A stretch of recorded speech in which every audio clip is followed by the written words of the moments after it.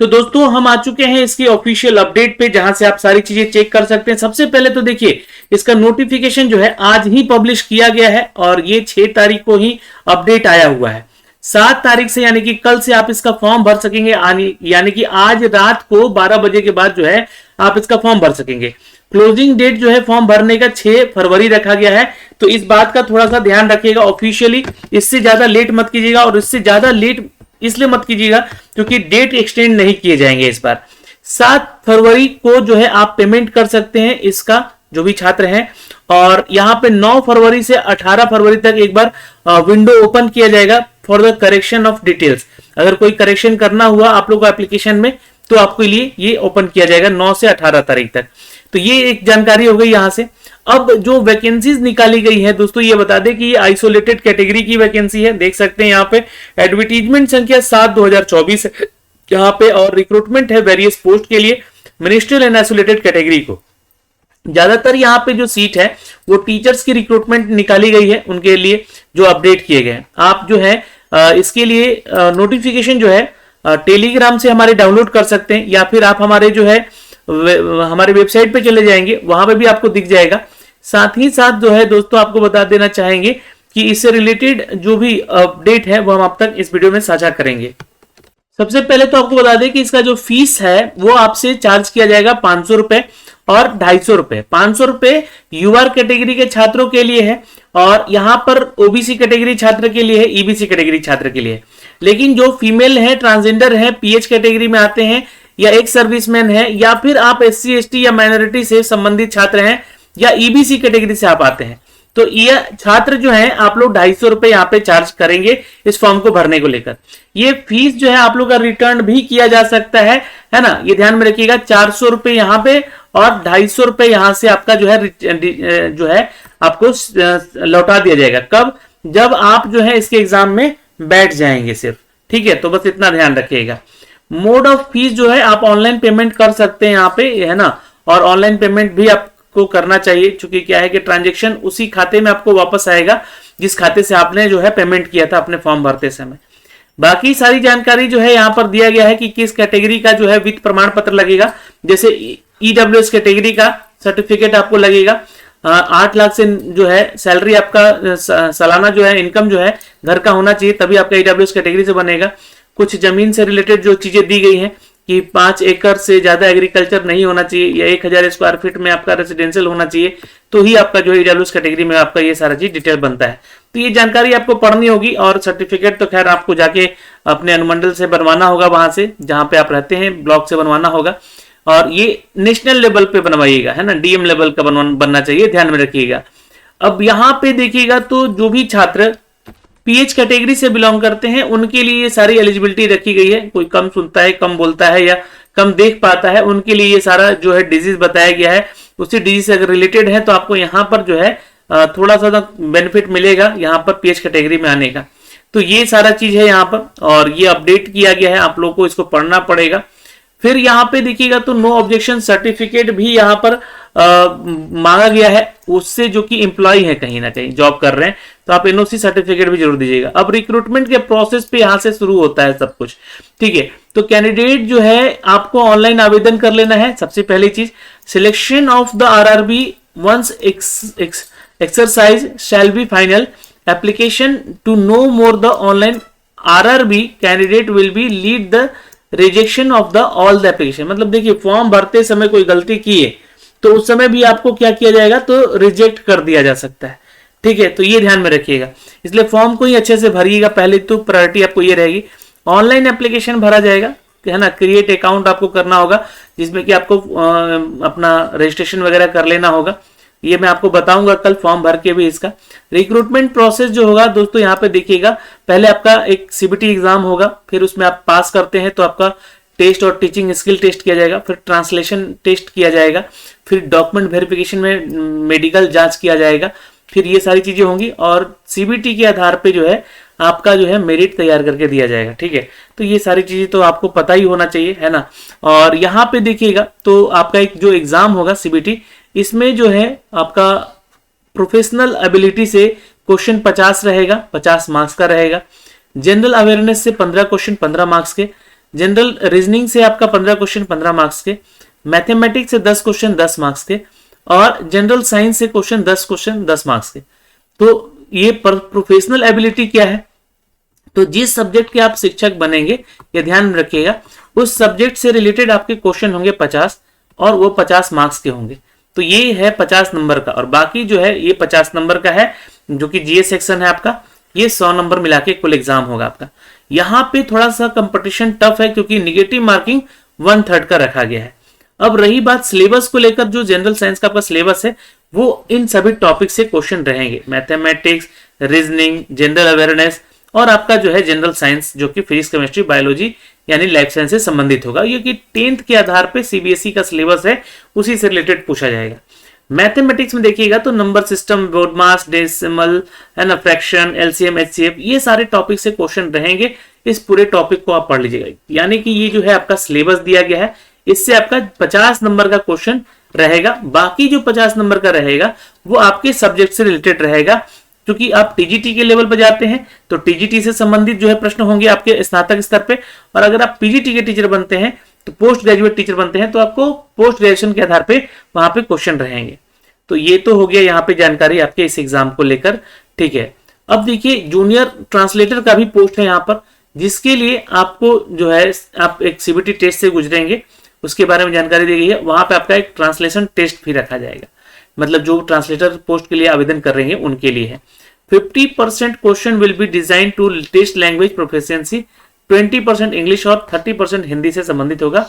और syllabus for the language portion of CBT in a session 8 में या 7 में आपको दिया गया है, ठीक है। आगे आपको समझ में आ जाएगा। ट्रांसलेशन टेस्ट के बारे में यहाँ पे जानकारी दी गई है। कैंडिडेट जो है ट्रांसलेशन टेस्ट आपको पास करना होगा। कैंडिडेट टीम टाइम जो है बुलाए जाएंगे, वैकेंसी के जितना भी वैकेंसी उसका 10 गुना लोगों को बुलाया जाएगा यहाँ पर इस टेस्ट में, ट्रांसलेशन टेस्ट में सीबीटी से। Translation test will be the qualifying test होता है, मैंने आपको बोला, और 60% मार्क्स जो है क्वालिफाइंग आपका होना चाहिए यहाँ पे। तो एक मार्क्स समझिए कि आपको कट ऑफ ही पार करना है 60% का, ये है यहाँ पे। और परफॉर्मेंस टेस्ट जो है या टीचिंग स्किल जो है, जहां से आपको ये जैसे कि क्वेश्चन दिया जाएगा सीबीटी का 100 मार्क्स का, ये भी ध्यान में रखिएगा। 13.8 पारा में आपको ये जानकारी दी गई है। और परफॉर्मेंस ऑफ टेस्ट पीटी जो है यानी कि टेस्ट स्किल से आपको टीचिंग स्किल का भी जांच किया जाएगा। तो ये जो है आपका 50 नंबर का जो है उससे रिलेटेड रहेगा। बाकी तो 50 नंबर मैथ, जीके, रीजनिंग से संबंधित रहेगा। टीचिंग स्किल जो टेस्ट होगा इन सभी टॉपिक्स पे होगा, जैसे टीचिंग मेथोलॉजी, फिर आपका टीचिंग एबिलिटी, फिर उसके बाद देखिएगा तो material appropriateness, material incorporation of the recent development, या फिर डिसिप्लिन, कम्युनिकेशन स्किल, जो भी आप लोग पढ़ते हैं टीचिंग स्किल में वो यहाँ से क्वेश्चन रहेगा। परफॉर्मेंस टेस्ट में जैसे कि मान लीजिए जिस सब्जेक्ट के टीचर हैं उससे रिलेटेड आपका जो है क्वेश्चन रहेगा, चाहे आप ग्रेजुएट लेवल के टीचर हैं या पोस्ट ग्रेजुएट लेवल के टीचर हैं, ये जानकारी यहाँ पे दी गई। फिर उसके बाद फाइनली आपका डॉक्यूमेंट वेरिफिकेशन होगा, और डॉक्यूमेंट वेरिफिकेशन होने के बाद जो है आपका यहाँ पे नॉर्मलाइज किया जाएगा मार्क्स और आपको शॉर्टलिस्ट किया जाएगा। शॉर्टलिस्ट करने के बाद जो है आप लोगों को यहाँ से सिलेक्शन दिया जाएगा। अब फॉर्म को कैसे भरना है इसके बारे में हम आपको कल एक जानकारी वीडियो देंगे, उस वीडियो को भी जरूर देखकर आप फॉर्म भरिएगा। यहाँ पे देखिएगा तो post meter, parameter table, vacancy table, ये सब कुछ दिया रहेगा। इसके रिगार्डिंग आपको जो है दिया हुआ है, यहाँ पे आपको नंबर ऑफ वैकेंसीज पता चलेगा और किस स्टेट में कहाँ पे कितनी वैकेंसी है, ये जानकारी भी आपको देखने को मिलेगी। नीचे आएंगे जरा हम लोग, यहाँ पे इन सब के बारे में सारा डिटेल दिया गया है। फॉर्म भरते समय इन सभी डॉक्यूमेंट्स का ध्यान रखिएगा, ये सारे डॉक्यूमेंट्स आपके पास होना चाहिए, जैसे कि मैट्रिक का सर्टिफिकेट, 12th का मार्कशीट और सर्टिफिकेट, डिप्लोमा है तो उसका मार्कशीट और सर्टिफिकेट, टीईटी का भी सर्टिफिकेट यहाँ पे आपको लगेगा, SC ST है तो उसका सर्टिफिकेट, OBC EBC है तो उसका certificate, non creamy layer certificate, income certificate, income certificate के आधार पे आपका जो है NCL बनता है, EWS का बनता है ना, और minority certificate, original discharge certificate for एक सर्विसमैन, NOC आपको चाहिए, या आपका जो है PPO नंबर रखता है ना। सेल्फ डिक्लेरेशन एक फॉर्म है जो कि NHS 4/6 पे दिया गया है। ये सारे डॉक्यूमेंट्स आपको तैयार करने होंगे, इन सभी दिए गए रिलेटेड चीजों पर है, ठीक है। तो ये जानकारी यहाँ से दी गई है, तो आप यहाँ से देख सकते हैं। और यहाँ पे फिर नीचे आएंगे तो आप देखेंगे कि कुछ मिसलेनियस आइटम्स दिए गए हैं, पॉइंट्स दिए गए हैं, जिसको कि आप ध्यान में रखिएगा। और बायोमेट्रिक डिटेल कैंडिडेट जो है यहाँ पर लगेगा आपका, ठीक है। और ये आरआरबी में आप जब एग्जाम देने जाएंगे तो ऑथेंटिकेशन प्रोसीड किया जाएगा आपके लिए, क्रॉस वेरिफिकेशन किया जाएगा। तो इन सभी पॉइंट्स पे आपको थोड़ा सा ध्यान देना होगा ताकि कहीं से आपका डिस्क्वालिफिकेशन नहीं हो सके।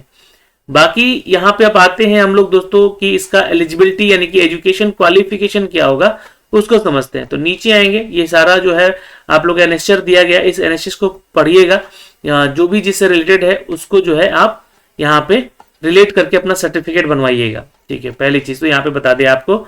फिर यहाँ पे नीचे आएंगे तो कुछ टॉपिक और सिलेबस यहाँ पे दिए गए हैं, जैसे जो जूनियर ट्रांसलेटर का पोस्ट होगा उनके लिए यहाँ पे आप 50 क्वेश्चन देखिए किन किन टॉपिक से रहेंगे। तो ये वो टॉपिक्स दिए गए हैं, इनको पढ़ना है। इंग्लिश में कौन कौन सा टॉपिक है ये पढ़ना है। फिर स्टाफ और वेलफेयर इंस्पेक्टर का पोस्ट है, उसके लिए जो है आपको दिया गया है ना, कि इन सभी टॉपिक को आपको पढ़ के जाना है, यहाँ से रिलेटेड करके क्वेश्चन रहेंगे ही रहेंगे। और ये आपका टॉपिक है वो उनके लिए, है ना, इंडियन कॉन्स्टिट्यूशन, फिर आपका लॉ ऑफ टोटर्स, हिंदू लॉज, ये भारतीय नागरिक सुरक्षा संहिता, है ना, ये सारे चीज जो है आपको यहाँ से सिलेबस भी मेंशन किया गया है। इन सभी एक्ट को पढ़िएगा, यहाँ से आपको रिलेट करके क्वेश्चन जरूर रहेंगे टॉपिक्स पे, ठीक है। ये सीनियर पब्लिसिटी इंस्पेक्टर का टॉपिक है ना। नंबर ऑफ क्वेश्चन देखिए यहाँ पे आएगा इतना, 12 से 15 क्वेश्चन इन सभी टॉपिक से आ सकता है। तो ये सब अलग अलग पोस्ट के लिए अलग अलग सिलेबस भी यहाँ पे आपका दिया गया है, तो इसको जरूर पढ़ के जाइएगा। यहाँ पे देखिएगा तो ये है फॉर ऑल पोस्ट जो कि टीजीटी और पीजीटी के लिए है, यहाँ पे दिया गया है। एजुकेशन सेक्टर से आपसे 22 से 28 क्वेश्चन रहेंगे। फिलोसफी ऑफ एजुकेशन से, साइकोलॉजी ऑफ एजुकेशन से, एजुकेशन कल्चर से, डेमोक्रेसी ऑफ एजुकेशन से, एजुकेशन एंड इंटीग्रेशन से, और बाकी जो है साइकोलॉजी और लर्न टीचिंग से 13 से 18 क्वेश्चन रह सकते हैं। ये सारे वो टॉपिक है, आपको पढ़ लेना होगा, जिससे कि आप तैयारी करके बेहतर तरीके से आप जो है जा सके अपनी परीक्षा को देने के लिए। तो ये सारा चीज है दोस्तों। यहाँ पर ये म्यूजिक टीचर का सिलेबस दिया गया है, इन सभी सिलेबस को आप लोग यहाँ से देखिएगा।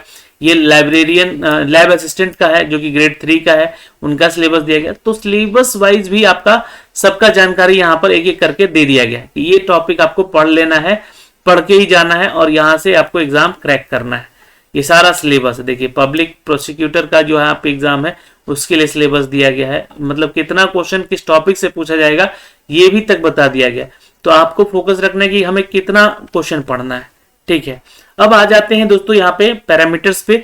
तो देखिए जो आपका टीचर का जो है, कॉमर्स टीचर का जो है, इसके लिए मास्टर डिग्री मांगा गया है। ये जो है वैकेंसी का जो सैलरी स्केल है 47,600 है। और यहाँ पे सैलरी देखिएगा तो 8 लेवल का जो है सैलरी स्केल है, यानी कि लगभग जो है आपका सैलरी 65 से 75 हजार की हो सकती है। मेडिकल स्टैंडर्ड C2 लेवल का मिल रहा है। एज लिमिटेशन यहाँ पे जो है आपका 18 से 48 रखा गया है। तो आप आवेदन कर सकते हैं। यहाँ पे बीएड होना चाहिए और एमकॉम होना चाहिए, आपका ध्यान रखिएगा। और प्रोफिशिएंसी जो है टीचिंग हिंदी और अंग्रेजी में होना चाहिए। इस तरह से आप आके इसका सारा डिटेल देख सकते हैं। यहाँ पे दोस्तों देखिएगा तो पोस्ट ग्रेजुएट टीचर कॉमर्स में मेल को लेकर 47,600 है। यहाँ सैलरी बेसिक सैलरी है, प्लस अलाउंस आपको मिलेगा। 18 से 48 साल यहाँ भी है। मास्टर डिग्री आपको चाहिए 50% होना चाहिए कॉमर्स में, एमकॉम में मतलब, है ना, और बिजनेस इकोनॉमिक्स में। तो आप आवेदन कर सकते हैं। बीएड होना चाहिए, प्रोफिशिएंसी इन टीचिंग होना चाहिए हिंदी अंग्रेजी का, और आप जो है कंप्यूटर का नॉलेज रखते हो। पोस्ट ग्रेजुएट टीचर हिंदी के लिए भी सेम सैलरी स्केल है, एज लिमिटेशन सेम है, और मास्टर होना चाहिए आपका हिंदी में 50% मार्क्स के साथ या संस्कृत में, ठीक है, और विथ हिंदी और विथ संस्कृत।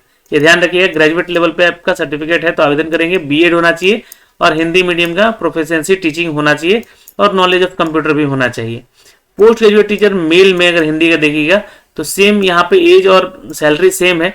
मास्टर डिग्री यहाँ पे मांगा गया है 50% हिंदी में और संस्कृत में, या तो संस्कृत में आप है तो भी विथ हिंदी, अगर संस्कृत है तो आपका सब्जेक्ट में सब्सिडियरी विषय होना चाहिए। बीएड होना चाहिए आपका, और टीचिंग जो है क्वालिटी हिंदी मीडियम का होना चाहिए और कंप्यूटर का नॉलेज होना चाहिए। फिर देखिएगा तो साइंस का है तो यहाँ भी मास्टर डिग्री और बीएड मांगा गया है। सैलरी स्केल और एज लिमिटेशन सेम है यहाँ भी। फिर मेल में भी बंगाली टीचर का भी यहाँ पर वैकेंसी है। तो यहाँ पे देखिएगा तो मास्टर डिग्री मांगा गया है 50% के साथ बंगाली में, और बीएड होना चाहिए और बंगाली मीडियम का आपको टीचिंग आना चाहिए। फिर नॉलेज ऑफ कंप्यूटर का यहाँ पे होना चाहिए एप्लीकेशन का। पोस्ट ग्रेजुएट टीचर बायोलॉजी के लिए देखिएगा तो दिया गया है, इनके लिए 2 साल का इंटीग्रेटेड पोस्ट ग्रेजुएशन कोर्स है, एमएससी कोर्स है आपका, तो आवेदन कर सकते हैं। NCERT, botany, zoology, life science, biology, genetic, इन सब में अगर आपका क्वालिफिकेशन है तो आप आवेदन कर सकते हैं, या फिर मास्टर डिग्री है 50% के साथ तो आप आवेदन कर सकते हैं इन सभी कैटेगरीज में। बीएड होना चाहिए, ध्यान रखिएगा, और इंग्लिश मीडियम में आपका प्रोफिशिएंसी होना चाहिए और कंप्यूटर का नॉलेज होना चाहिए। सेम एलिजिबिलिटी क्राइटेरिया यहाँ भी है इनका, मेल में इंग्लिश मीडियम वाले छात्रों के लिए यहाँ पर एमएससी कोर्स होना चाहिए आपका, या तो फिर आपने मास्टर डिग्री किया है विथ 50% मार्क्स मैथमेटिक्स और अप्लाइड मैथमेटिक्स में, तो आप जो है मैथ के टीचर बन सकते हैं यहाँ पे इंग्लिश मीडियम में। यहाँ भी सेम सैलरी स्केल है, सेम एज क्राइटेरिया है, ये सब कुछ सेम है यहाँ पर, ठीक है। पोस्ट ग्रेजुएट टीचर केमिस्ट्री के लिए है तो आपका पोस्ट ग्रेजुएशन एमएससी केमिस्ट्री में होना चाहिए, ध्यान रखिएगा। बीएड होना चाहिए, मतलब सबका एलिजिबिलिटी सेम है, आपको अपने उस क्षेत्र में जो है अपना ग्रेजुएशन, मास्टर और ग्रेजुएशन होना चाहिए, ये ध्यान में रखिएगा। ये सारा जानकारी यहाँ पर दिया गया। जिस भी सब्जेक्ट के आप टीचर है वो आप देख सकते हैं आकर कि हाँ इस सब्जेक्ट में इतना सीट है नहीं है, ये जानकारी आप लोग एक बार चेक करके इस फॉर्म को भरने का कोशिश कीजिएगा। तो दोस्तों जिससे वीडियो की बहुत लंबा हो जाएगा इस स्टेज पे आके, काफी 50 तरह का पोस्ट है यहाँ पे जिसके लिए आप छात्रों को आवेदन करना है और इसके बारे में जानकारी निकालनी है। और जूनियर ट्रांसलेटर के बारे में हमने बता भी दिया है, जोन वाइज कितनी कितनी वैकेंसीज दी गई है ये भी जानकारी आपको दे दी है। प्राइमरी लेवल पर भी वैकेंसी है ना, असिस्टेंट लेवल का भी वैकेंसी है, जिसके लिए कि आप लोगों का सैलरी स्केल और एज लिमिटेशन यहाँ पे थोड़ा सा अलग है, 18 से 48 ही है, सबका सेम है, ठीक है। तो ये ध्यान रखिएगा। तो ये सारी जानकारियां हैं दोस्तों यहाँ से इस वीडियो के माध्यम से। जिस भी पोस्ट के लिए आप चाहते हैं यहाँ पे आवेदन करना, आवेदन जरूर कर लीजिएगा। आशा करते हैं कि ये वीडियो आपको समझ में आई होगी, और आवेदन करने का जो प्रोसेस है वो मैं आपको कल बता दूंगा। अभी के लिए इस वीडियो में इतना ही। जय हिंद।